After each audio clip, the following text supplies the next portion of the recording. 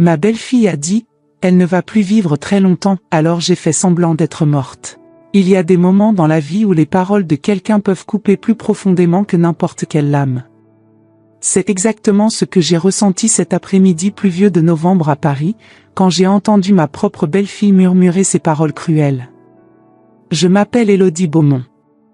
J'ai 72 ans, veuve depuis presque une décennie, et jusqu'à récemment, je vivais dans un élégant appartement dans le 16e arrondissement de Paris. La vie m'a généreusement comblée, j'ai bâti une fortune considérable avec mon réseau de boutiques de mode qui s'est répandu dans toute la France. Mon défunt mari, Bernard, m'a laissé financièrement à l'abri, mais émotionnellement abandonné. Cet après-midi-là, je rentrais plus tôt que d'habitude de mon déjeuner avec des amis au Procope. La pluie fine m'avait fait revenir avant l'heure prévue. Le concierge ne m'a pas vu entrer, et je suis monté silencieusement par l'ascenseur ancien qui grinçait doucement. En m'approchant de la porte de mon appartement, j'ai entendu des voix, mon fils Philippe et ma belle-fille Céline étaient en visite, ce qu'ils faisaient rarement sans prévenir. Elle ne va plus vivre très longtemps, a dit Céline avec une froideur qui a glacé mon sang. Ta mère a déjà 72 ans, Philippe. Les médecins ont dit que sa santé se détériore. Nous devons commencer à penser à l'avenir, à l'appartement, aux boutiques, tout cela vaudra des millions. Je me suis arrêté net, ma main suspendue dans l'air, sur le point de tourner la clé dans la serrure. Mon propre fils n'a pas répondu, ne m'a pas défendu. Son silence a été plus douloureux que n'importe quelle parole qu'il aurait pu prononcer. Et cette maison à Nice, a poursuivi Céline. Elle n'y va même plus. Une propriété comme celle-là, face à la Méditerranée, gaspillée. Nous pourrions la vendre dès que, tu sais. Des larmes silencieuses coulaient sur mon visage ridé. Ce n'était pas la première fois que je percevais leur avidité, mais elle n'avait jamais été aussi claire, aussi explicite. Comme si j'étais juste un obstacle entre eux et ma fortune. Comme si ma vie avait une date de péremption qui n'arrivait pas assez vite. À ce moment-là, quelque chose en moi a changé. Ce n'était pas de la colère, c'était une clarté surprenante. Je me suis éloigné de la porte sans faire de bruit. J'ai descendu les escaliers au lieu d'utiliser l'ascenseur et je suis sorti sous la pluie parisienne, qui tombait maintenant plus fort, se mêlant à mes larmes. J'ai marché pendant des heures dans les rues de Paris. La ville que j'aimais tant semblait différente maintenant, comme si elle était devenue le témoin silencieux de mon humiliation. Je suis passé par le Pont-Neuf, où Bernard m'avait demandé en mariage il y a 50 ans. Je me suis souvenu de l'éclat dans ses yeux, de la promesse d'une vie entière ensemble. Et maintenant, j'étais là, seul, trahi par mon propre sang. Le ciel s'assombrissait rapidement, typique d'un après-midi d'automne à Paris. Les lumières de la ville commençaient à s'allumer, se reflétant dans les flaques d'eau qui se formaient sur les trottoirs pavés. Des familles rentraient chez elles après une journée de travail, de jeunes couples marchaient main dans la main, et moi, j'errais sans but, une vieille femme solitaire au milieu de la foule. J'ai trouvé refuge dans un petit café sur la place Saint-Michel. La chaleur qui émanait de l'endroit contrastait avec le froid que je ressentais à l'intérieur. J'ai commandé un café fort et me suis assise à une table de coin, d'où je pouvais observer la vie qui se déroulait dehors. « Madame, tout va bien ?» a demandé le jeune serveur, remarquant mon état trempé et abattu. Je l'ai regardé. Il devait avoir environ 30 ans, l'âge de mon petit-fils Victor, qui ne me rendait visite qu'aux dates spéciales, toujours pressé, toujours les yeux fixés sur sa montre. « Oui, mon petit. » « Juste une journée difficile, ai-je répondu, forçant un sourire. Il a acquiescé, compréhensif, et m'a apporté un petit verre de cognac avec le café. « C'est la maison qui offre, madame. Pour chasser le froid. » Ce petit geste de gentillesse, d'un étranger, qui plus est, a fait de nouveau monter les larmes à mes yeux. Depuis combien de temps avais-je accepté d'être traité comme un fardeau par ma propre famille ? Depuis combien de temps m'étais-je menti, croyant qu'il me rendait visite par amour, et non par obligation ou intérêt ? J'ai observé le va-et-vient des gens à travers la fenêtre embuée du café, chacun avec sa propre histoire, ses propres luttes. Et c'est là, dans ce moment de solitude et de réflexion, qu'une idée a commencé à se former dans mon esprit. Une idée radicale, peut-être même un peu malicieuse, mais qui a planté une graine d'espoir dans mon cœur fatigué. Elle ne va plus vivre très longtemps, avait dit Céline. Peut-être était-il temps de leur donner ce qu'ils voulaient tant. Pas ma mort réelle, bien sûr, mais quelque chose qui pourrait servir de leçon. Une leçon sur la valorisation des personnes pendant qu'elles sont encore là, sur le respect, sur la vraie signification de la famille. J'ai terminé mon café et mon cognac, laissé un généreux pourboire au gentil serveur, et suis sorti dans la nuit parisienne avec une nouvelle détermination dans les yeux.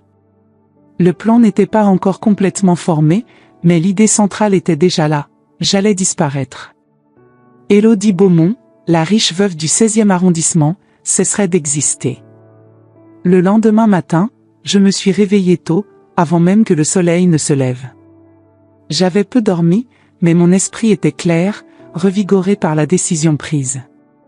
L'appartement, qui m'avait semblé auparavant un refuge, ressemblait maintenant à une prison dorée, remplie de souvenirs d'une famille qui ne m'appréciait pas. J'ai fait une liste mentale de ce que je devrais faire. D'abord, je devais assurer mon accès à l'argent sans éveiller de soupçons. Ensuite, trouver un endroit où séjourner temporairement, loin des regards curieux. Et enfin, orchestrer ma disparition de manière convaincante. À 9 heures précises, j'étais dans le bureau de mon avocat, Maurice Lefebvre, un homme discret et compétent qui s'occupait de mes affaires juridiques depuis des décennies. Je lui ai expliqué ma situation, omettant la partie concernant la conversation de Philippe et Céline que j'avais surprise, et j'ai exprimé mon désir de faire quelques changements dans mes arrangements financiers. « Madame Beaumont, êtes-vous sûre de cela ?» a demandé Maurice, ajustant ses lunettes de lecture. « Transférer une somme aussi importante sur un nouveau compte, à votre nom de jeune fille, c'est inhabituel. Maurice, je vous fais confiance depuis 30 ans. Vous me connaissez assez pour savoir que je ne prends pas de décision à la légère, ai-je répondu fermement. J'ai besoin de cette flexibilité financière. Et, plus important encore, j'ai besoin de votre discrétion absolue. » Il m'a observé un moment, comme s'il essayait de déchiffrer ce qui n'était pas dit. Finalement, il a acquiescé. « Je comprends, madame. Je m'occuperai de tout personnellement. Les documents seront prêts pour votre signature dès demain. » Je suis sorti du bureau avec un poids en moins sur les épaules. La première pièce de mon plan était en mouvement. Maintenant, j'avais besoin d'une confidente, quelqu'un en qui je pourrais avoir une confiance totale. Mon choix s'est porté sur Mathilde, mon amie d'enfance et la seule personne qui me connaissait vraiment. Nous nous sommes rencontrés dans un petit restaurant à Montmartre, loin des endroits que nous fréquentions habituellement. « Mon Dieu, Élodie! Tu es sérieuse ?» s'est-elle exclamée, après que je lui ai expliqué mon plan. Son visage, marqué par le temps comme le mien, montrait plus d'inquiétude que de surprise. « Je n'ai jamais été aussi sérieuse de toute ma vie, ai-je répondu, prenant une gorgée de mon thé. « Tu ne les as pas entendus, Mathilde. » La froideur, anxiété face à ma mort imminente. Mon propre fils. Mathilde a couvert ma main de la sienne, son contact réconfortant comme il l'avait toujours été, depuis les jours où nous étions des petites filles courant dans les jardins du Luxembourg. « Et que comptes-tu faire après être morte ?» a-t-elle demandé, baissant la voix bien que nous soyons seuls dans notre coin du restaurant. « Vivre, Mathilde. Vraiment vivre. Te souviens-tu de la maison à Nice que Bernard et moi avons achetée il y a des années ? Je n'y vais presque jamais parce que Philippe se plaint toujours que c'est trop loin pour me rendre visite. Eh bien, ce sera maintenant mon refuge. L'endroit où Élise Moreau, mon nom de jeune fille, commencera sa nouvelle vie. » Mathilde m'a regardé avec un mélange d'admiration et d'inquiétude. « Mais et s'ils découvrent ? Et si ? » « Ils ne découvriront pas, ai-je interrompu, plus confiante que je ne l'étais réellement. Je serai prudente. D'ailleurs, ce ne sera pas pour toujours. Juste le temps nécessaire pour leur donner une leçon. Pour leur faire comprendre ce qu'ils ont perdu. « Et comment vas-tu, tu sais, mourir ?» a-t-elle demandé, avec un léger tremblement dans la voix. J'ai souri, un sourire qui n'atteignait pas mes yeux. « Je réfléchis encore aux détails. Mais ce sera convaincant, tu peux en être sûr. Dans les jours qui ont suivi, je me suis consacré à organiser mes finances et à préparer ma maison à Nice, discrètement. J'ai engagé une entreprise de nettoyage pour tout mettre en ordre et j'ai commandé de nouveaux meubles par Internet, à livrer la semaine suivante. Tout au nom d'Élise Moreau, une identité que je n'avais pas utilisée depuis plus d'un demi-siècle, depuis mon mariage avec Bernard. Une semaine après ce funeste après-midi où j'avais surpris la conversation de Philippe et Céline, j'étais prête à mettre mon plan à exécution. La partie la plus difficile serait de convaincre mon fils et ma belle-fille que j'avais réellement quitté ce monde, sans laisser aucun soupçon. L'opportunité s'est présentée plus rapidement que je ne l'espérais. Philippe m'a appelé, chose rare, pour me dire que lui et Céline prévoyaient un voyage de 2 semaines dans les Alpes. Pourrais-tu vérifier notre appartement de temps en temps, maman?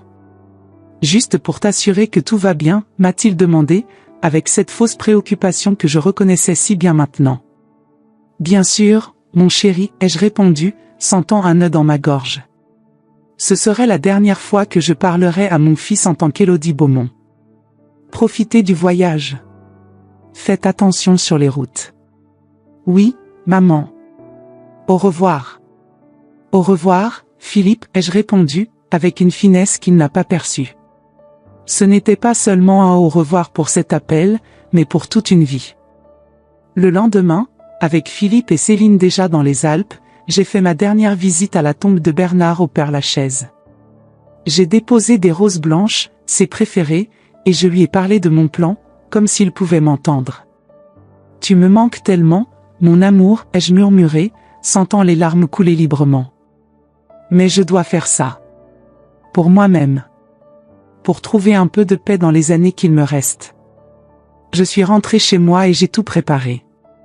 J'ai écrit une lettre vague, mentionnant que je ne me sentais pas bien, que j'allais me coucher plus tôt. Rien qui puisse ressembler à un adieu, juste assez pour justifier ma réclusion pendant quelques jours. Puis, avec seulement 2 valises contenant l'essentiel, je suis discrètement sortie de mon appartement. Mathilde m'attendait dans sa voiture, garée à quelques pâtés de maison. « Tu es vraiment décidé ?» m'a-t-elle demandé, une dernière fois, tandis qu'elle mettait mes valises dans le coffre. « Plus que jamais » ai-je répondu, jetant un dernier regard à l'immeuble qui avait été mon foyer pendant des décennies. Il est temps qu'Élodie Beaumont repose en paix. Et qu'Élise Moreau commence à vivre. Mathilde a acquiescé, comprenant la profondeur de ma décision. Nous sommes montés dans la voiture et elle a démarré. Tandis que nous nous éloignions des rues familières du 16e arrondissement, j'ai ressenti un étrange mélange de tristesse et de libération. Je laissais derrière moi toute une vie de souvenirs, mais aussi un fardeau d'attente et de déception. Le plan était simple, mais nécessitait de la précision. Mathilde me déposerait à la gare de Lyon, où je prendrais le TGV pour Nice. Pendant ce temps, elle retournerait à mon appartement avec un double de ma clé, laisserait des indices subtils qu'il s'était passé quelque chose, un verre brisé sur le sol de la cuisine, la porte de la salle de bain entr'ouverte avec la lumière allumée, et aucun signe de moi. Après 2 jours sans répondre aux appels, mon téléphone resterait avec Mathilde à Paris, Philippe serait notifié par des voisins inquiets. Il reviendrait précipitamment des Alpes pour trouver l'appartement vide, avec des signes que quelque chose avait mal tourné, mais sans aucune explication claire de ma disparition. Les autorités seraient impliquées, bien sûr. Il y aurait des recherches, des interrogatoires. Mais avec le passage des semaines, sans aucun indice concret, la théorie la plus probable serait que j'avais subi une sorte d'attaque ou d'accident. Désorienté, j'aurais quitté l'appartement, peut-être tombé dans la Seine, ou été victime d'un crime non résolu. Était-ce cruel? Peut-être. Mais pas plus cruel que d'entendre ma propre belle-fille discuter de ma mort imminente comme si c'était une commodité, tandis que mon fils restait dans un silence complice. Alors que le train traversait le paysage français en direction du sud, j'ai observé le ciel qui passait progressivement du gris à un bleu clair. Paris restait derrière, avec Élodie Beaumont. Devant moi se trouvait Nice, la Méditerranée, et une nouvelle chance de vivre les années qu'il me restait avec dignité et, qui sait, même avec joie. Elle ne va plus vivre très longtemps, avait dit Céline. Elle ne savait pas que ces paroles, au lieu de me détruire, m'avaient libéré. J'étais sur le point de renaître, non pas comme la grand-mère riche et commode qu'il visitait uniquement par obligation, mais comme une femme déterminée à redécouvrir le plaisir de vivre chaque jour comme si c'était le dernier. Et peut-être, juste peut-être, quand la leçon aurait été apprise, Élodie Beaumont pourrait ressusciter pour une famille qui comprendrait enfin la valeur du respect, de l'amour véritable et de la présence, pas seulement de l'héritage d'une mère âgée. Mon cœur battait la chamade tandis que je lisais ce message sur le téléphone de Camille. À ce moment-là, je savais que je devais faire quelque chose que je n'aurais jamais imaginé faire à 70 ans, devenir détective pour sauver mon fils d'un mariage fondé sur des mensonges. Comment une mère découvre-t-elle la vérité sans briser le cœur de son propre fils? Que feriez-vous si vous découvriez une chose pareille? Mon histoire ne fait que commencer, croyez-moi. Ce que j'ai découvert dans les jours qui ont suivi m'a complètement bouleversé. Continuez cette aventure avec moi. Je vous promets que ce que je vais révéler au fil de cette histoire vous montrera jusqu'où une mère peut aller par amour. La vérité doit être connue, aussi douloureuse soit-elle. Croyez-moi, vous voudrez savoir comment cette histoire se termine, et ce qui s'est passé quand j'ai finalement montré les preuves à Antoine. Le train est arrivé à la gare de Nice alors que le soleil commençait déjà à se coucher sur la mer Méditerranée. J'ai observé par la fenêtre la lumière dorée qui baignait la promenade des Anglais, un spectacle dont j'avais oublié la beauté. Les palmiers se balançaient doucement sous la brise marine, et le bleu profond de l'eau contrastait avec le ciel orangé du crépuscule. J'ai débarqué avec mes 2 valises, respirant profondément l'air salé. La chaleur du sud était bienvenue après le froid humide de Paris, et mes os fatigués semblaient immédiatement reconnaissants. J'ai pris un taxi et fourni l'adresse de ma maison à Cap Ferrat, un petit village à quelques kilomètres de Nice. Première fois dans le sud de la France, madame, a demandé le chauffeur, un homme d'âge moyen avec un fort accent local. Non, monsieur. Je rentre chez moi, ai-je répondu avec un sourire, savourant le double sens de mes paroles. C'était vrai, je retournais dans une maison que j'avais négligée pendant des années, mais je revenais aussi à moi-même. La Villa Azur, comme Bernard l'avait baptisée des décennies auparavant, se trouvait sur un petit promontoire avec vue sur la mer. Elle était plus petite que notre appartement à Paris, mais infiniment plus charmante, avec ses murs de pierre claire, son toit de tuiles en terre cuite et ses persiennes bleues typiques de la région. Le jardin, bien qu'un peu abandonné, gardait encore le parfum intense de la lavande et du romarin. Quand le taxi est parti, je suis resté seul à l'entrée, contemplant l'endroit qui serait mon refuge et ma renaissance. Insérer la clé dans la serrure et ouvrir la porte était comme tourner une page de ma vie. L'intérieur était poussiéreux, avec des meubles recouverts de drap blanc, mais je pouvais voir le potentiel, la lumière naturelle qui entrait par les larges fenêtres, le sol de pierre froide, la cheminée en pierre qui serait confortable lors des nuits plus fraîches. Cette première nuit, j'ai dormi sur un matelas improvisé dans le salon, enveloppé dans une couverture que j'avais apportée dans ma valise. Étrangement, ce fut le sommeil le plus paisible que j'avais eu depuis des années. Sans le poids des attentes, sans l'ombre de la déception constante, juste moi et le bruit des vagues se brisant sur la côte. Le lendemain matin, je me suis réveillé avec le soleil entrant par les fenêtres sans rideau. Pendant un moment, j'ai été désorienté, ne reconnaissant pas où j'étais. Puis tout est revenu, la conversation que j'avais entendue, ma décision impulsive mais ferme, le train pour Nice. J'étais morte pour ma famille, mais je ne m'étais jamais sentie aussi vivante. Le premier jour à la Villa Azur a été consacré à l'organisation. J'ai engagé une équipe de nettoyage local pour rendre la maison à nouveau habitable. J'ai expliqué que j'étais Élise Moreau, une Parisienne qui avait finalement décidé de prendre sa retraite dans le sud. Personne n'a posé de questions, la région était habituée aux personnes âgées cherchant le climat doux pour leurs années dorées. Pendant que les nettoyeurs travaillaient, j'ai pris mon nouveau téléphone portable, acheté à Paris avant de partir, et j'ai appelé Mathilde. Elle a répondu à la deuxième sonnerie, anxieuse. « Élodie ? C'est toi ?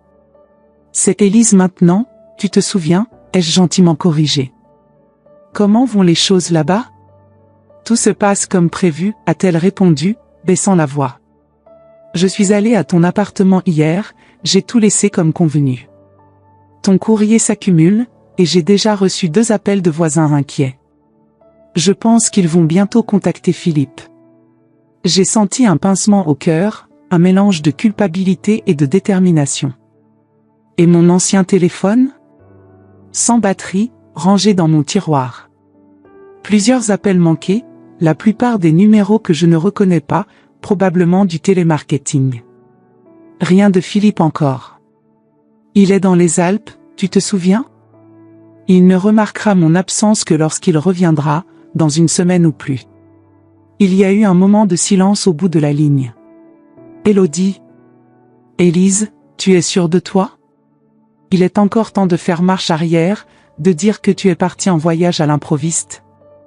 Non, Mathilde. Je dois aller jusqu'au bout. Tu n'as pas entendu ce que j'ai entendu. Tu n'as pas ressenti ce que j'ai ressenti. Après avoir raccroché, je me suis assise sur la terrasse fraîchement nettoyée, observant le mouvement hypnotique des vagues. Il y avait une paix dans cela, une simplicité que Paris ne m'avait jamais offerte. Les jours suivants ont été des jours de transformation, tant pour la maison que pour moi-même. Les nouveaux meubles sont arrivés, clairs et contemporains, rien comme la décoration lourde et traditionnelle de l'appartement parisien. J'ai commencé à fréquenter le marché local tous les matins, achetant du poisson frais et des légumes de saison. J'ai échangé mes vêtements formels et mes bijoux ostentatoires contre des robes légères et confortables, des sandales au lieu de chaussures à talons. Même mes cheveux, toujours impeccablement teints et coiffés à Paris, je les ai laissés au naturel, les mèches grises brillant au soleil. Le véritable test a commencé la 2e semaine. Mathilde m'a appelé, la voix tremblante. Philippe est revenu des Alpes hier soir. Il a contacté la police ce matin. Il est désespéré, Élodie. Ou du moins, il semble l'être. J'ai fermé les yeux, imaginant la scène. Mon fils, habituellement si posé, faisant face à la disparition inexpliquée de sa mère. Comment as-tu su cela ? Il m'a appelé, te cherchant. Il m'a demandé si nous nous étions parlé récemment. J'ai dit la vérité, que je ne l'avais pas vu depuis notre dernier thé, il y a presque 2 semaines. Il semblait vraiment inquiet, Élodie. Inquiet pour moi ou pour l'héritage qui pourrait être en danger, ai-je demandé, plus amer que je ne le voulais. Je ne sais pas répondre à cela. Mais je pense que tu devrais regarder les informations ce soir. Ils vont faire un appel public. Et ce fut le cas. Ce soir-là, assise sur mon nouveau canapé à la Villa Azur, j'ai vu mon propre visage à la télévision. Une photographie récente, prise à l'anniversaire de Philippe l'année précédente. Je souriais à la caméra, ignorant ce qui allait arriver. La journaliste parlait de la mystérieuse disparition d'Élodie Beaumont, 72 ans, respectée femme d'affaires parisienne et philanthrope. Elle mentionnait l'absence de signes d'effraction dans mon appartement, le manque d'activité sur mes comptes bancaires, l'inquiétude croissante des autorités avec le passage des jours. Puis est venue la partie la plus difficile. Philippe est apparu à l'écran, Céline à ses côtés, tous deux vêtus de noir, comme s'ils étaient déjà en deuil. Mon fils semblait abattu, avec de profonds cernes. Il a parlé directement à la caméra, implorant des informations sur ma localisation, offrant une récompense substantielle. Maman, si tu regardes, s'il te plaît, rentre à la maison. Tu nous manques. Nous sommes désespérés. Céline a acquiescé à ses côtés, une larme coulant stratégiquement sur son visage parfait. J'ai éteint la télévision, me sentant étrangement vide. C'était une performance convaincante, je devais l'admettre. Peut-être même sincère de la part de Philippe. Mais où était cette préoccupation avant ?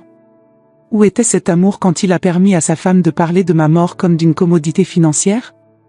Les semaines se sont transformées en mois. La recherche d'Élodie Beaumont a continué, mais avec une intensité de plus en plus faible. En France, les personnes disparues ne sont pas déclarées officiellement mortes avant 10 ans, mais après 6 mois sans aucun indice, la police a commencé à traiter mon cas comme une mort accidentelle probable ou un crime non résolu. Pendant ce temps, Élise Moreau s'épanouissait à Cap-Ferrat. Je me suis lié d'amitié avec les commerçants locaux, je participais à des cours d'aquarelle le mardi, je marchais sur la plage tous les matins. Mon corps, auparavant raidi par l'âge et le manque de mouvement, est devenu plus souple. Ma peau a pris une teinte dorée du soleil méditerranéen. Même mon appétit s'est amélioré, moi, qui à Paris touchais à peine au repas, je savourais maintenant chaque bouchée des plats provençaux que j'ai appris à préparer. Mathilde m'a rendu visite discrètement quelquefois, toujours choquée par ma transformation. « Tu sembles 10 ans plus jeune, Hello ?» Élise a-t-elle dit lors de sa deuxième visite, alors que nous prenions l'apéritif sur la terrasse au coucher du soleil. « Je ne t'ai jamais vu si bien. » J'ai souri, levant mon verre de rosé local. C'est ce qui arrive quand on décide de vivre pour soi-même, pas pour les autres. Mais tout n'était pas rose. Il y avait des moments, surtout la nuit, où la culpabilité me consumait. Je pensais à mon petit-fils Victor qui, malgré l'indifférence de son père et de sa mère, avait toujours été gentil avec moi. Je pensais aux amis que j'avais laissés à Paris, qui souffraient probablement de ma disparition inexpliquée. Et, oui, même à Philippe, le garçon qu'il avait été, pas l'homme qu'il était devenu. Lors d'une de ces nuits d'insomnie, j'ai pris une décision. Je n'étais pas prête à ressusciter complètement, mais j'avais besoin de savoir comment les choses se passaient réellement à Paris. J'ai appelé Mathilde. « J'ai besoin que tu fasses quelque chose pour moi, » ai-je dit, dès qu'elle a décroché. « Je veux que tu rendes visite à Philippe. Vois comment il va vraiment. Sans les caméras, sans Céline à proximité. Juste toi et lui. » Mathilde a hésité. « Tu es sûre ? Presque 4 mois se sont écoulés, Élise. Les choses doivent commencer à se calmer. C'est exactement pour cela. Je veux savoir s'il a déjà surmonté, s'il est déjà passé à autre chose. S'il a déjà commencé à vendre mes affaires, à partager l'héritage qu'il croit avoir reçu. » 3 jours plus tard, Mathilde m'a rappelé. Sa voix était étrange, comme si elle était enrhumée. « Je suis allée le voir ce matin. Il habite dans ton appartement maintenant, tu sais ? Il dit qu'il ne peut pas s'en défaire, qu'il y a trop de souvenirs de toi là-bas. » J'ai haussé les sourcils, surprise. « Et Céline ? Elle a également déménagé ? » Non. Apparemment, ils sont séparés. Temporairement, du moins. Philippe a dit que Céline voulait commencer à rénover l'appartement, et cela a provoqué une terrible dispute. Il n'est pas prêt à aller de l'avant, Élise. Il semble dévasté. J'ai senti un nœud dans ma gorge. Ça pourrait être juste de la culpabilité. Ou des remords pour ne pas m'avoir valorisé pendant que j'étais là. Peut-être. Mais il y avait quelque chose d'autre. Quelque chose que je ne m'attendais pas à avoir. Il garde toutes tes affaires intactes. Ta chambre, tes effets personnels. Je l'ai trouvé en train de feuilleter tes vieux albums photos. Il y avait des larmes dans ses yeux, Élise. De vraies larmes. Je me suis laissé tomber sur une chaise, les jambes soudainement faibles. Qu'a-t-il dit d'autre ? Il a beaucoup parlé de regrets. Des choses qu'il aurait dû dire, faire. Des moments qu'il a laissé passer. Il m'a montré une lettre qu'il t'écrit, même en sachant que tu ne la liras jamais. Une lettre d'excuse, d'amour. J'ai fermé les yeux, sentant mes propres larmes couler. C'était ce que je voulais entendre, n'est-ce pas ? Que mon fils se souciait vraiment de moi, qu'il me manquait au-delà de la question financière. Alors pourquoi me sentais-je si vide ? Et Victor ? Mon petit-fils ? Il est revenu vivre à Paris. Il a quitté son emploi à Londres pour aider aux recherches. Maintenant, il travaille avec Philippe dans les boutiques. Il a dit qu'il n'avait jamais réalisé à quel point tu comptais pour lui jusqu'à ce qu'il soit trop tard. J'ai raccroché le téléphone, le cœur lourd. Le plan fonctionnait mieux que je ne l'espérais. Ma famille avait apparemment réalisé son erreur, valorisait ma mémoire maintenant que j'étais parti. Mais à quel prix ? Causer tant de douleur était-il vraiment justifiable ? Cette nuit-là, j'ai marché sur la plage déserte, les vagues léchant mes pieds nus. La pleine lune éclairait le chemin, projetant des ombres argentées sur le sable. J'ai pensé à Bernard, à la façon dont il disait toujours que la vengeance était un plat que nous devions laisser refroidir. J'ai pensé à ma mère, qui m'avait appris à pardonner, même dans les circonstances les plus difficiles. J'avais prouvé mon point. J'avais montré à moi-même que je pouvais vivre indépendamment, que je pouvais être heureuse sans l'approbation constante de ma famille. Mais maintenant, je devais décider de la prochaine étape. Continuer ma vie en tant qu'Élise Moreau, en laissant Élodie Beaumont définitivement dans le passé? Ou révéler la vérité, affronter les conséquences, et essayer de reconstruire les liens brisés? La réponse n'est pas venue facilement. En observant le va-et-vient hypnotique des vagues, j'ai réalisé que j'avais besoin de plus de temps. Non pas pour punir ma famille, mais pour me comprendre moi-même. Pour découvrir qui j'étais vraiment, Élodie, la matriarche parisienne définie par ses relations familiales, ou Élise, la femme libre qui commençait tout juste à découvrir ses propres passions et désirs. Pour l'instant, j'ai décidé de rester Élise. La mort d'Élodie Beaumont avait apporté une leçon douloureuse, mais nécessaire, à ceux qui la considéraient comme dispensable. Et elle avait apporté une leçon tout aussi importante pour moi-même, celle qu'il n'est jamais trop tard pour recommencer, pour prioriser son propre bonheur. Le soleil commençait à se lever à l'horizon quand je suis retourné à la Villa Azur. Un nouveau jour, une nouvelle opportunité. Et pour la première fois depuis longtemps, j'étais véritablement curieuse de ce qu'il apporterait. Les mois ont passé avec une tranquillité que je n'avais jamais connue à Paris. Cela faisait presque 1 an depuis ma disparition, et la vie en tant qu'Élise Moreau s'était établie dans une routine agréable à Cap Ferrat. Mes journées commençaient par une promenade au lever du soleil sur la plage, suivie d'un petit déjeuner sur la petite véranda avec vue sur la mer. Les matinées étaient consacrées à la peinture. J'avais découvert un talent tardif pour l'aquarelle que je n'avais jamais eu l'occasion d'explorer. Les après-midi étaient réservés à la lecture, ou aux cours de cuisine provençale que j'avais commencé à suivre dans le village. Je m'étais fait des amis, de vrais amis, des personnes qui m'appréciaient pour ce que j'étais, pas pour ce que je possédais. Ma voisine, Solange, une veuve de 75 ans avec l'énergie d'une jeune de 20 ans, était devenue ma compagne inséparable pour les visites au marché et les soirées de cinéma en plein air l'été. Antoine, le propriétaire de la librairie locale, me réservait les nouveaux romans qui arrivaient, connaissant mon goût pour les mystères situés en Provence. Et il y avait Lucien, un pêcheur retraité de 80 ans qui avait commencé à m'enseigner les poissons locaux et, peut-être, à me faire la cour avec sa manière rustique et charmante. La vie était bonne, simple, authentique. Et pourtant, l'ombre du passé ne m'abandonnait jamais complètement. Mathilde continuait à me tenir informé des événements à Paris, bien que moins fréquemment maintenant. Par un après-midi particulièrement chaud doux, alors que je peignais une vue de la baie depuis mon jardin, mon téléphone a sonné. C'était Mathilde, et sa voix semblait urgente. « Élise, nous devons parler. Quelque chose s'est passé. » J'ai posé mon pinceau, sentant un frisson malgré la chaleur. « Qu'est-ce que c'est ? Philippe va bien ? Victor ? Ils vont tous bien, physiquement parlant. Mais Philippe vend tout, Élise. Les boutiques, l'appartement, même les vieux meubles de famille. Tout. Je me suis assise sur un banc proche, sentant mes jambes faiblir. Comment ça, vendre ? Pourquoi ? Après que tu aies disparu, il a pris en charge la gestion des magasins. Au début, il semblait se consacrer à maintenir ton héritage. Mais récemment, j'ai entendu des rumeurs selon lesquelles il avait des problèmes. Aujourd'hui, je suis allée visiter la boutique principale, et elle était fermée, avec un avis de vente dans la vitrine. Je l'ai appelé immédiatement. Et qu'a-t-il dit ? Il y a eu une longue pause de l'autre côté de la ligne. Qu'il a échoué. Qu'il n'a pas réussi à maintenir l'entreprise que tu as construite. Qu'il avait besoin d'un nouveau départ, loin de Paris, loin des souvenirs. Lui et Victor prévoient de déménager en Amérique, tu y crois ? Ouvrir une petite entreprise à New York. J'ai eu l'impression de recevoir un coup de poing dans l'estomac. Mon réseau de boutiques, construit au fil des décennies, avec tant de sueur et de sacrifices. Mon héritage.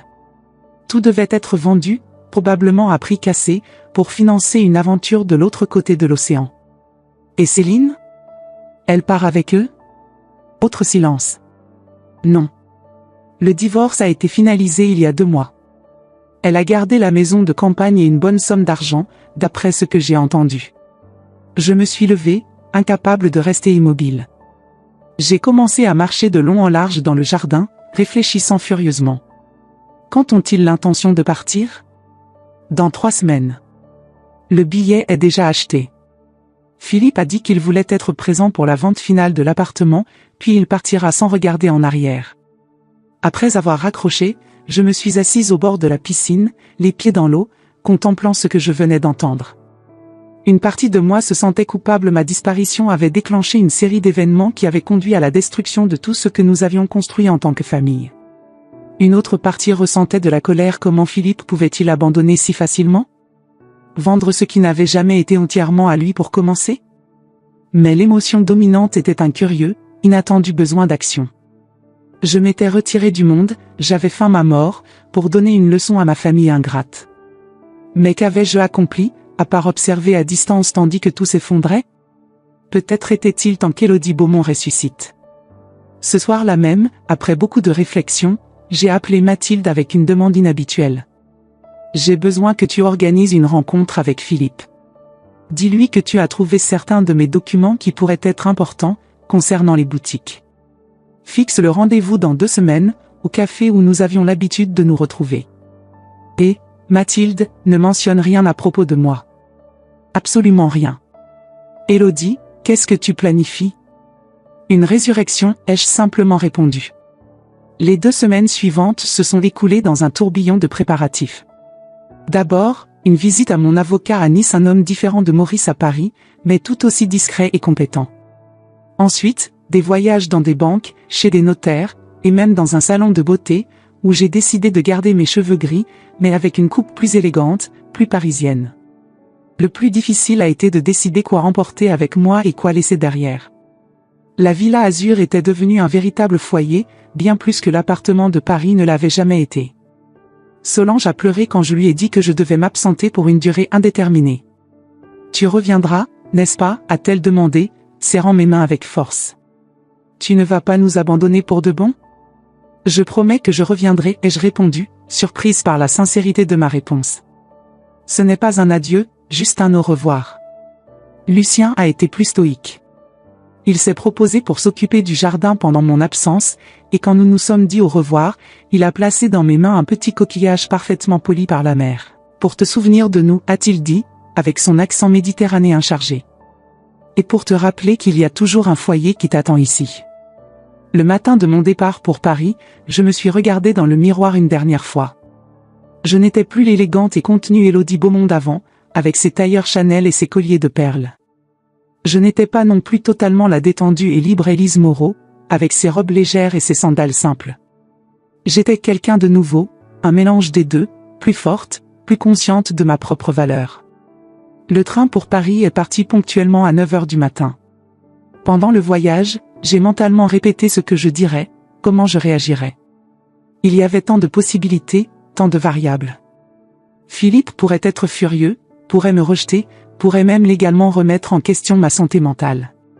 Ou il pourrait simplement pleurer de soulagement et m'étreindre, comme le garçon qu'il avait été un jour. Je suis arrivée à Paris dans l'après-midi de la veille du rendez-vous fixé. Je me suis installée dans un petit hôtel du Marais, loin de mon ancien quartier, où je pourrais passer inaperçu. J'ai demandé à dîner dans ma chambre, ne me sentant pas prête à affronter les bruits et l'agitation de la ville que j'avais laissée derrière moi. Le lendemain matin, je me suis habillée avec soin. J'ai opté pour une robe simple mais élégante, dans un ton de bleu qui s'accordait avec mes yeux. J'ai mis le collier que Bernard m'avait offert pour notre dernier anniversaire de mariage, le seul bijou que j'avais emporté avec moi à Nice. J'ai appliqué un maquillage léger, juste assez pour masquer la fatigue du voyage. Et puis, je suis sortie pour affronter le passé. Le café Les Deux Magots était bondé, comme toujours. J'ai choisi une table dans la zone extérieure, avec vue sur la place Saint-Germain-des-Prés. J'ai commandé un café au lait et une eau minérale, et j'ai attendu.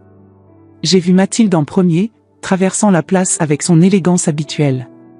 Elle portait un chapeau que je reconnaissais, je le lui avais offert moi-même pour ses 70 ans. À ses côtés marchait un homme grand et mince, aux épaules légèrement voûtées. Philippe. Mon cœur s'est accéléré. Mon fils semblait plus âgé, ses cheveux châtains maintenant généreusement parsemés de gris aux tempes. Il portait des lunettes que je ne reconnaissais pas. En avait-il besoin avant mon départ? Il avait perdu du poids, ses vêtements semblaient légèrement trop grands. Ils sont arrivés à l'entrée du café, et j'ai pu voir Mathilde montrer du doigt la table où j'étais assise. Philippe a regardé dans ma direction, initialement distrait, sans vraiment me voir. Puis, quand son regard s'est finalement fixé sur moi, j'ai vu son visage se transformer. D'abord, la confusion. Puis, l'incrédulité. Enfin, un choc si profond que je me suis inquiété pour sa santé. Il s'est figé sur place, la bouche entr'ouverte, les yeux écarquillés. Mathilde l'a tenu par le bras, murmurant quelque chose que je ne pouvais pas entendre. Lentement, comme mus par une force invisible, ils ont marché jusqu'à ma table. « Bonjour, Philippe » ai-je dit, avec un calme que je ne ressentais pas ça fait longtemps. Mon fils s'est effondré sur la chaise en face de moi, le visage pâle comme du papier. « Maman » a-t-il murmuré, la voix presque inaudible. « C'est vraiment toi ?» Mathilde, sensible comme toujours, a murmuré quelque chose à propos de commander à boire et s'est éloignée, nous laissant de l'intimité. « Oui, mon fils. C'est moi. Mais, comment? Où ?» Il semblait incapable de formuler une question complète, ses yeux parcourant mon visage comme s'il essayait de mémoriser chaque détail, de confirmer qu'il n'était pas face à un fantôme. « C'est une longue histoire, ai-je répondu, prenant une gorgée de mon café pour gagner du temps. Mais avant de la raconter, j'aimerais savoir pourquoi tu vends tout ce que j'ai construit. » Philippe a cligné des yeux, apparemment surpris par la question directe. « Maman, tu as été vivante tout ce temps? Tu as une idée de ce que nous avons traversé? Ce que j'ai traversé? » J'ai ressenti une pointe de culpabilité, mais je suis restée ferme. Oui, j'étais vivante. Et j'allais très bien, merci. Mieux que je ne l'avais été depuis de nombreuses années, en fait. Où? Pourquoi? Nous avons cherché partout. La police, des détectives privés, même des voyants, mon Dieu. Sa voix s'est élevée, attirant des regards curieux des tables voisines. Baisse la voix, Philippe, ai-je demandé calmement. Et oui, je sais que vous avez cherché. Et je sais aussi ce que toi et Céline avez dit quand vous pensiez que je ne pouvais pas entendre. Il a froncé les sourcils, confus. Elle ne va plus vivre très longtemps, ai-je cité, ressentant l'amertume de ses paroles même après tant de temps. Ta mère a déjà 72 ans. Les médecins ont dit que sa santé se détériore. Philippe a pâli encore plus, si c'était possible. Tu as entendu ça? Chaque mot. Y compris la partie sur la vente de ma maison à Nice dès que je partirai. Mon fils a couvert son visage de ses mains, ses épaules s'affaissant en signe de défaite. Mon Dieu, maman, c'était c'était Céline qui parlait. Tu sais comment elle est. Et tu ne l'as pas contredite. Tu n'as pas dit un mot pour me défendre. Philippe a relevé le regard, les yeux rouges. C'est pour ça que tu as disparu? Pour nous punir? Pour me punir? Non, ai-je répondu, surprise de réaliser que c'était vrai. Je n'ai pas fait ça pour punir qui que ce soit. Je l'ai fait pour me libérer. Pour vivre le temps qu'il me reste selon mes propres conditions, pas comme une grand-mère riche que vous visitez par obligation, en attendant que je meure bientôt pour hériter de mon argent. Il y a eu un silence tendu. Mathilde est revenue avec les boissons, me lançant un regard de soutien avant de s'asseoir discrètement à 2 tables de distance. « Alors, pourquoi revenir maintenant ?» a finalement demandé Philippe, la voix plus contrôlée. « Pourquoi ne pas continuer à être libéré ?» J'ai soupiré, regardant l'église ancienne de l'autre côté de la place, ses cloches sonnant 4 heures. « Parce que j'ai entendu que tu vends mes boutiques. Que tu vends notre appartement. Que tu déménages en Amérique.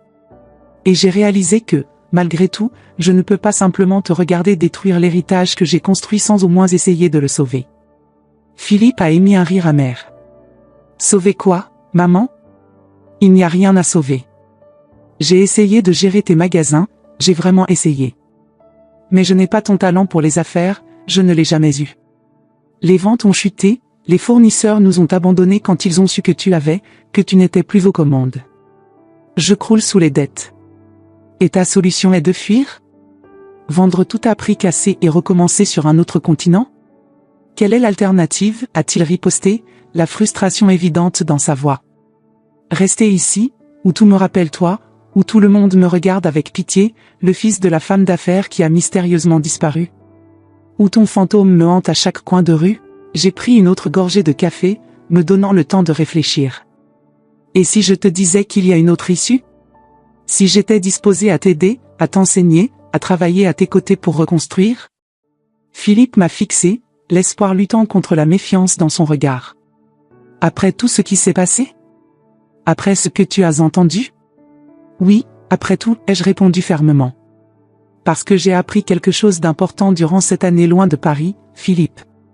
J'ai appris que la vie est trop courte pour garder des rancunes. Et que la famille, malgré toutes ses imperfections, reste la famille. Céline et moi avons divorcé, a-t-il dit brusquement, comme s'il avait besoin de le faire sortir. Après ta disparition, tout s'est effondré. Elle voulait vendre tes affaires immédiatement, redécorer l'appartement. Nous avons eu de terribles disputes. Jusqu'à ce qu'un jour je réalise qu'elle ne s'était jamais vraiment souciée de toi, seulement de ce que tu représentais. De ce qu'elle pourrait hériter. J'ai acquiescé, sans surprise. Et Victor? Comment va-t-il? Le visage de Philippe s'est adouci pour la première fois. Il va bien. Il est revenu de Londres pour m'aider. Il a plus de talent pour les affaires que je n'en ai jamais eu. Il te ressemble plus à cet égard. Il vient avec toi en Amérique? C'était le plan. Jusqu'à maintenant. Philippe a hésité, puis a tendu la main à travers la table, touchant la mienne timidement. Maman, je suis tellement désolé. Pas seulement pour ce que tu as entendu, mais pour tout. Pour tout le temps où je ne t'ai pas valorisé comme je l'aurais dû. Et puis, quand tu as disparu, c'était comme si le monde s'était arrêté. Sa voix s'est brisée, et j'ai vu des larmes dans ses yeux.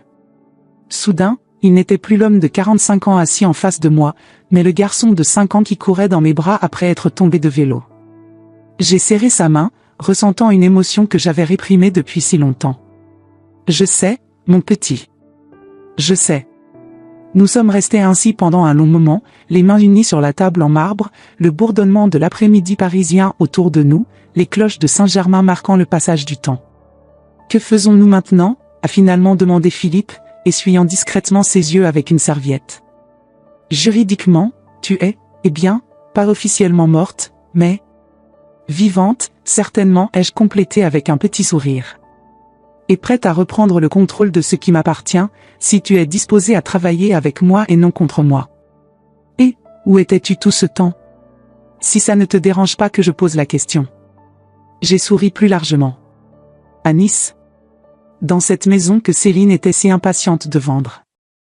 J'ai découvert que j'adore la mer, les marchés locaux, et la sensation de liberté que je n'ai trouvée que là-bas. Philippe a semblé pensif. Tu vas rester à Paris maintenant? Définitivement? Non, ai-je répondu, réalisant la vérité en parlant. Paris n'est plus mon foyer, pas complètement. Mais je peux partager mon temps. Quelques mois ici, travaillant avec toi et Victor pour récupérer les boutiques. Le reste de l'année à Nice, vivant ma nouvelle vie. En tant qu'Élodie Beaumont ou en tant qu'un mélange, ai-je répondu, pensant à qui j'étais devenue durant cette dernière année. Ni la rigide femme d'affaires parisienne, ni la retraitée insouciante méditerranéenne. Quelqu'un à mi-chemin, quelqu'un qui a finalement trouvé l'équilibre. Philippe a lentement acquiescé, comme s'il assimilait tout. Nous avons beaucoup de travail devant nous. Beaucoup d'explications à donner. La police, les avocats, les banques. Un problème à la fois, ai-je répondu, levant ma tasse dans un petit toast. En commençant par annuler la vente de l'appartement et des boutiques. Et, bien sûr, vos billets pour l'Amérique. Il a ri, un son que je n'avais pas entendu depuis des années. Victor ne va pas y croire. Il parle de toi tout le temps, tu sais? De comment il a appris davantage sur les affaires en t'observant travailler que durant toutes ces années à l'université. J'ai hâte de le voir, ai-je dit, ressentant une pointe de nostalgie pour mon petit-fils. Mathilde s'est approchée, percevant que le moment le plus tendu était passé. Alors? Tout va bien ici? J'ai regardé Philippe, qui a acquiescé presque imperceptiblement. Nous sommes sur la bonne voie, ai-je répondu. Il y a encore beaucoup à résoudre, beaucoup de blessures à cicatriser. Mais nous commençons. Tandis que Mathilde nous rejoignait, et que la conversation dérivait vers des sujets plus pratiques où je logerais, quand je rencontrerais Victor, comment nous annoncerions mon retour, j'ai ressenti une paix que je n'avais pas expérimentée depuis longtemps. Ce n'était pas la paix isolée que j'avais trouvée à Nice, mais quelque chose de différent, quelque chose qui venait de la réconciliation, du pardon, de l'acceptation. Elle ne va plus vivre très longtemps, avait dit Céline. Elle avait tort. Non seulement je continuais à vivre, mais, à bien des égards, je commençais seulement à vivre vraiment. Et cette fois, ce serait selon mes propres conditions. C'était un matin ensoleillé de printemps lorsque nous avons inauguré la nouvelle boutique phare de Beaumont et Fils au Faubourg Saint-Honoré. Un an s'était écoulé depuis ma résurrection, et Paris avait finalement cessé de parler du mystère de la vieille millionnaire qui avait simulé sa propre mort pour donner une leçon à sa famille. D'autres scandales étaient apparus, d'autres histoires avaient fait les gros titres, et lentement nous étions revenus à une nouvelle normalité. La boutique resplendissait sous le soleil printanier. La façade classique avait été restaurée avec soin, préservant le charme original de la construction du XIXe siècle, tandis que l'intérieur avait été complètement rénové, combinant des éléments traditionnels français avec des touches contemporaines. La foule se pressait sur le trottoir, journalistes, clients fidèles, célébrités parisiennes, tous impatients d'assister à la renaissance de la maison Beaumont. Nerveuse, maman, a demandé Victor à mes côtés, élégant dans son costume bleu marine, ses cheveux châtains soigneusement coiffés en arrière. J'ai souri à mon petit-fils, ajustant la broche en saphir sur ma robe gris perle. Un peu. Mais c'est un bon type de nervosité. Philippe s'est approché, tenant des ciseaux cérémonials avec un large ruban rouge. Ces derniers mois, il avait repris le poids perdu, et l'éclat dans ses yeux me rappelait le garçon enthousiaste qu'il avait été un jour. C'est l'heure. Tout le monde attend. Ensemble, tous les trois, nous avons marché jusqu'à l'entrée du magasin. Les appareils photo ont flashé, capturant le moment. Philippe m'a tendu les ciseaux, faisant un pas de côté. « Ladies and gentlemen », a-t-il annoncé en anglais, pour le bénéfice des journalistes internationaux présents. C'est avec un immense plaisir que je vous présente la véritable force créative derrière la maison Beaumont. Ma mère, Élodie Beaumont. Des applaudissements ont éclaté dans la foule. J'ai levé les ciseaux, sentant le poids du moment. Ce n'était pas seulement la réinauguration d'un magasin, c'était la célébration d'un voyage, d'une transformation, d'une renaissance qui allait bien au-delà des murs de ce bâtiment. Merci à tous d'être ici, ai-je dit au microphone, la voix ferme malgré l'émotion. On dit qu'on ne peut pas rentrer à la maison. Mais j'ai découvert que si à condition de redéfinir ce que « maison » signifie pour nous. J'ai coupé le ruban d'un mouvement précis, et les portes se sont ouvertes sous des applaudissements renouvelés. Philippe et Victor, un de chaque côté, m'ont guidé à l'intérieur de la boutique, où le champagne attendait d'être servi et la nouvelle collection développée personnellement par moi au cours des 6 derniers mois serait enfin présentée au public. La fête d'inauguration s'est prolongée jusqu'au début de la soirée. Des journalistes m'abordaient constamment, avides de détails sur mon année sabbatique ou sur ce que c'était que de travailler maintenant côte à côte avec mon fils et mon petit-fils. J'ai répondu avec grâce, esquivant les questions trop personnelles, mettant l'accent sur le renouveau de la marque et les plans pour l'avenir. Et maintenant, Madame Beaumont? Allez-vous rester à Paris? A demandé une jeune journaliste d'elle. Paris et Nice, ai-je répondu avec un sourire. J'ai découvert que je pouvais avoir le meilleur des deux mondes. Le dynamisme de la ville et la sérénité de la mer. Lorsque le dernier invité est finalement parti, je me suis effondré dans l'un des élégants fauteuils en velours qui décoraient l'espace. Philippe m'a apporté une dernière coupe de champagne, s'asseyant sur le canapé à côté. Victor a pris place à ma droite, desserrant sa cravate avec un soupir de soulagement. Ce fut un succès absolu, a dit Philippe, levant son verre pour un toast. À la maison Beaumont.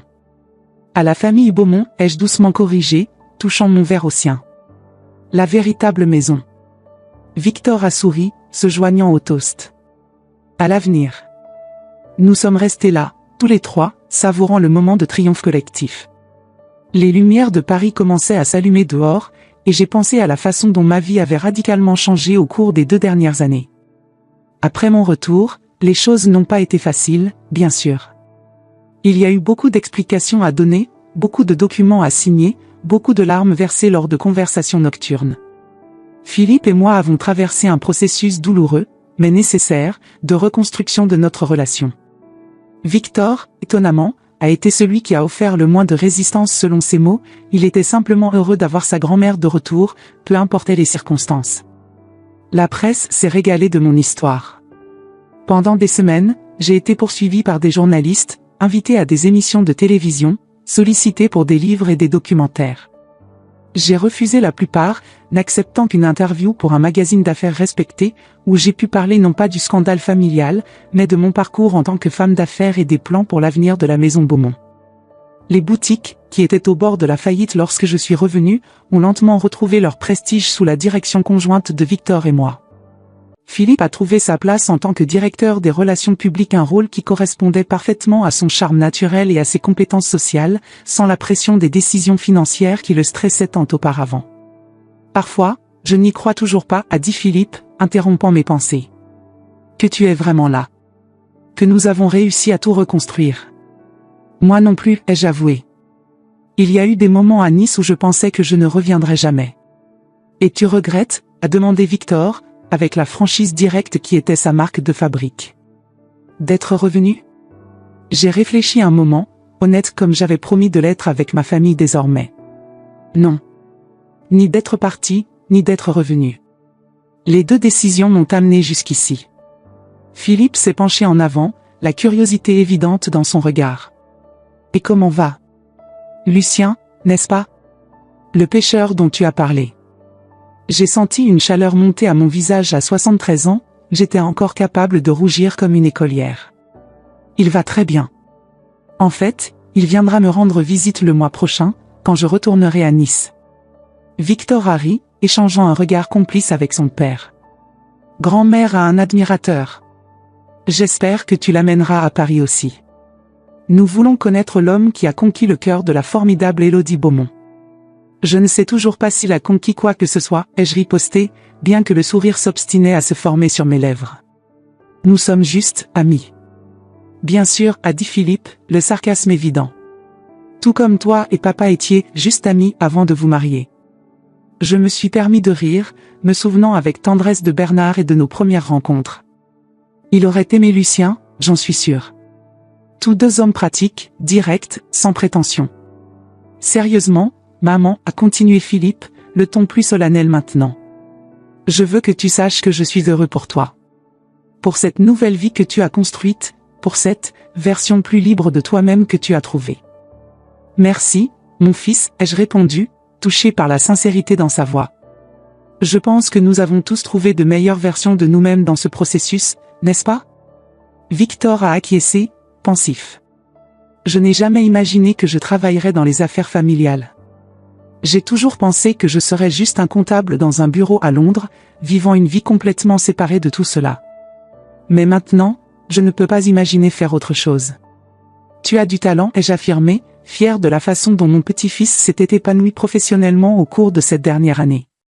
Plus que du talent, tu as de la passion. C'est ce qui fait la différence. Philippe s'est levé, étirant ses muscles fatigués. Nous devrions y aller. Il est déjà plus de 9 heures, et demain nous avons cette réunion avec les fournisseurs italiens très tôt. J'ai acquiescé, mais je ne me suis pas immédiatement déplacé. Allez-y devant. Je veux rester quelques minutes de plus. Mon fils a hésité, mais Victor l'a doucement tiré par le bras.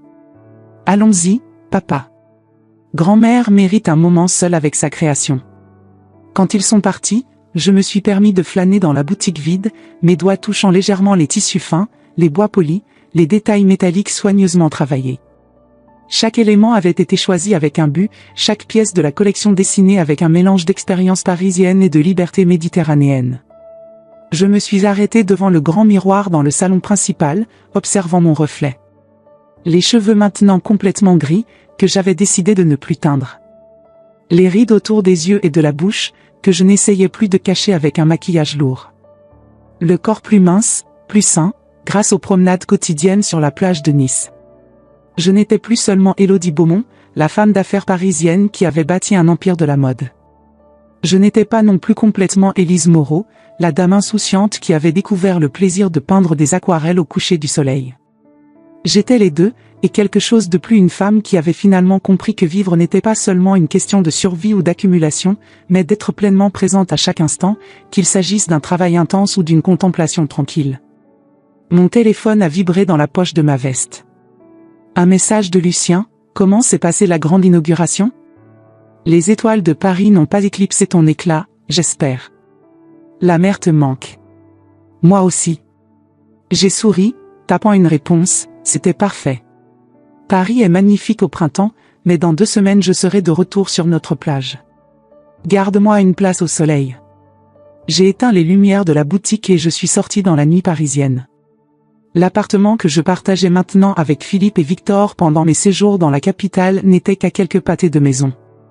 J'ai marché lentement, savourant les sons et les odeurs familiers de la ville, si différents de ceux de Nice, mais tout autant une partie de moi maintenant. Quand Céline a dit « elle ne va plus vivre très longtemps », elle n'aurait jamais pu imaginer à quel point elle se trompait. Non seulement je continuais à être bien vivante, mais je vivais plus pleinement que jamais auparavant. J'avais découvert que la soixantaine n'était pas la fin, mais peut-être seulement le milieu du voyage.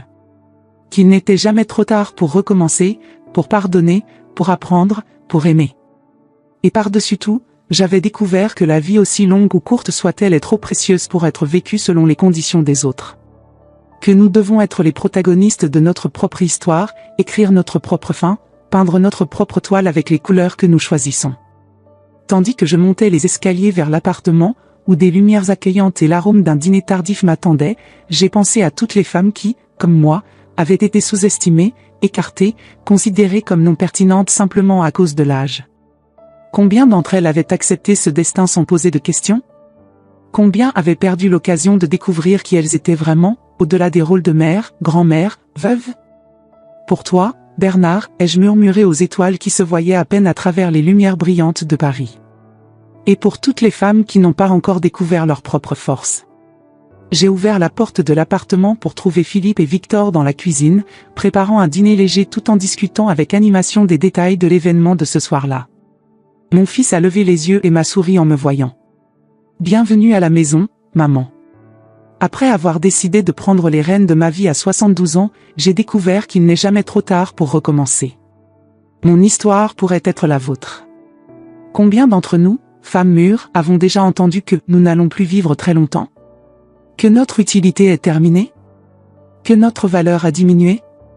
Si mon parcours a touché votre cœur, partagez dans les commentaires ce qui a le plus résonné en vous.